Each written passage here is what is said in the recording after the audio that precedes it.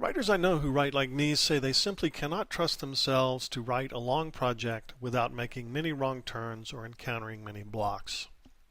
Every day they return to the work, as the chart here shows, they must loop back and read through and revise what they've written the day before they can move on and compose new material. I would argue that most writers share this process or something similar to it, whether they want to admit it or not, and that only a few can compose long projects, as Mozart did, as if they were taking dictation from the gods. One of these writers I know, novelist John Keble, has devised a wonderful graphical way of seeing how this writing process works, and I'm grateful to him for allowing me to share it here. Here the arrows represent single writing sessions, the loops, parts of those writing sessions in which a writer circles back to read and revise the previous day or week or month's work. I've simply changed the graphic a bit here to include the moments of stuckness and blocks, when the writing comes to a complete halt and we realize we're off track or don't know what's going to happen next. In her book, The Writing Life, Annie Dillard describes such moments in this way. When you are well into writing and you know what comes next and yet cannot go on. When every morning for a week or a month you enter your room and turn your back on your work, then the trouble is either of two things. Either the structure has forked so the narrative or the logic has developed a hairline fracture that will shortly split it up the middle, or you are approaching a fatal mistake. What you had planned to do will not do. If you pursue your present course, the book will explode or collapse, and you do not know about it quite yet. Such moments, the greatest moments of despair for writers I know of, have come to me often.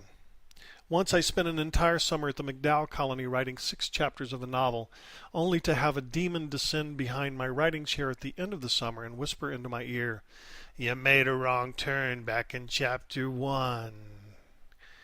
And I had to abandon all 6 chapters because I knew that they wouldn't do. Luckily, I moved on to another project, a short story I'd been thinking about, and it became a kind of breakthrough, the title story of my first collection. Unfortunately, more often than not, what happens in moments of stuckness, I've found myself revising projects over and over and over again until I've essentially revised the life out of them, ruining the spontaneity of their original composition, not realizing that no amount of revision is going to make a project work if it's poorly conceived or if a problem in the text is unresolved and, for now, unresolvable. I can write all the pretty sentences I'd like, and I'm still not going to fix what I've already spent months on. This is the life of the perfectionist, the obsessive rewriter, who's turned his failed or failing project completely over to his editor, staying in a kind of denial that eventually he must write through to some breakthrough or epiphany. Is there a way of recognizing that one's stuckness is only temporary and that one needs to move on to something else? Admittedly, sometimes we have to worry a story or a poem again and again before the breakthrough comes from the unconscious. Science fiction writer Isaac Asimov calls this kind of unconscious breakthrough the eureka phenomenon. Albert Einstein, who had many such eureka moments, had the remarkable ability to sit for days, weeks, months, even years and decades trying to work through to the correct equations that led to his many theories. But when the breakthrough finally came for the theory of relativity, for example, he also had a breakdown, both physical and psychological, and he had to rest for as many months as he had stared into and thought about space and time and gravity. I think of Einstein as much of a poet as a theoretical physicist, and sometimes writers and poets simply have to recognize that only the unconscious can solve the most difficult problems, and that we have to let some problems go for a while to cook on their own. This is the genius of the unconscious. Working for many days until the middle of the night, we sit bolt upright in our beds with the answer to the riddle that has puzzled us for days, weeks, months, even years. My writing process is a little like being in a room full of toasters. Anyone who stands over a toaster or a pot of boiling water knows that staring at it actually slows down the process of getting something cooked. So my job, as I see it, is to wait for the moment when a piece of toast pops up from whatever toaster it happens to pop up from, and to go to that toaster, butter the toast, and put in another slice.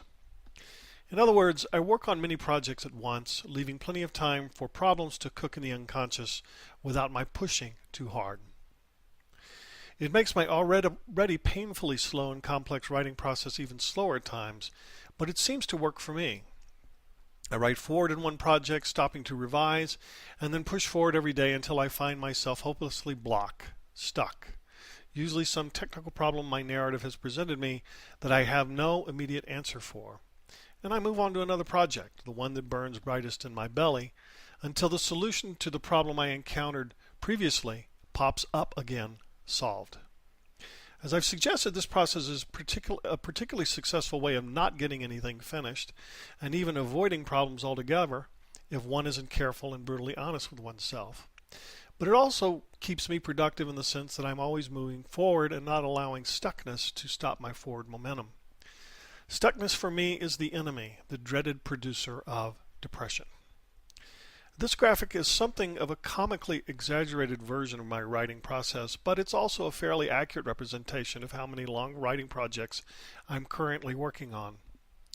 Your process might benefit from seeing mine, but I can only hope that yours is less maddening. In fact, I wouldn't wish my writing process on anyone. Ultimately, though, the lesson is this: if you're hopelessly stuck, start a new short or prose poem to get unstuck, or go to another longer project. It's a great way of avoiding stuckness and the blues, and I've found that it often solves problems in narratives I've already been working on for years.